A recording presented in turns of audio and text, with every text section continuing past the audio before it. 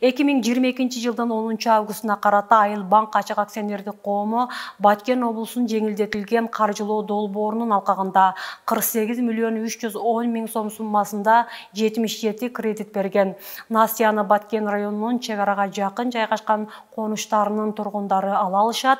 Насиянын максаттары айыл чарбасы, айыл чарба продукциясын өндүрүү жана кайра иштетүү, өнөр жай, транспорт, экспортко багытталган жана импортто алмаштыруучу ишканалар, соода, логистикалык борборлор жана жашылча кампалары, инновациялар, коргоочу медициналык жабдууларды жана жеке коргонуучу каражаттарын өндүрүү, маалыматтык технологиялар, соода жана кызматтар, билим берүү, 10 миллион сомго чейинки кредиттер берилет, 36 айга чейин пайыздык чен, жылдык 0%дан 60 айга чейин алгачкы 36 ай үчүн пайыздык чен, жылдык 0%, кийинки 24 ай үчүн жылдык 3%, 3 жылга чейинки кредиттер үчүн эффективдүү пайыздык чен 0%, 5 жылга чейинки кредиттер үчүн биринчи 3 жыл үчүн 0, акыркы 2 жыл үчүн 3,0-4, 300 миң сомго чейин күрөөсүз төлөө мөөнөтү 18 айга чейин берилиши мүмкүн.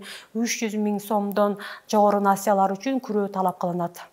Баткен областынын ишкерлерин колдоо боюнча 470 миллион сом бөлүнгөн. Ушул 470 миллион сомдун 200 миллион сому Баткен областындагы Айыл банк аркылуу бөлүнгөн. Калган 20 миллион сом бул Керемет банк аркылуу, 250 миллион сом Баткен областындагы РСК банк аркылуу бөлүнгөн.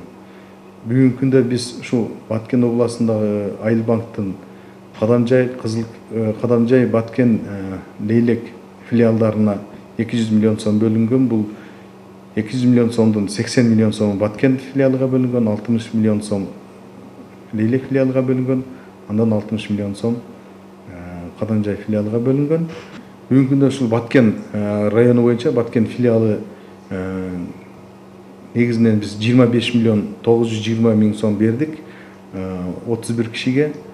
Баткен району боюнча Баткен филиалы Айыл банк бүгүнкү күндө ушул бөлүнгөн 80 миллион сомдун 25 миллион бергенден кийин биз калган суммасына толук проекттерди колубузга алып бүткөнбүз.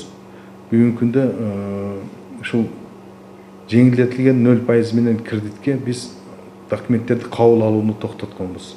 Баткен району боюнча Баткен филиалы Айыл банк токтотконбуз.